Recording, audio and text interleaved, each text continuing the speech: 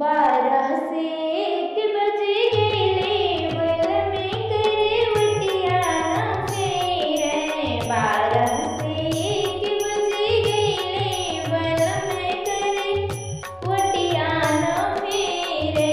करे वटिया न फेरे बल में करे वटिया न फेरे। करे वटिया न फेरे बल में करे वटिया न फेरे।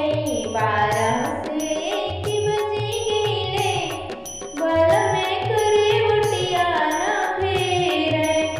सोने की थाली में जेवना परोस्यो। सोने की थाली में जेवना परोस्यो। जेवना परोस्यो हाँ जेवना परोस्यो। 12 से 1 बज गेले बल में करे वटिया न फेरे। 12 से 1 बज गेले बल में जेवना नाही जेवई।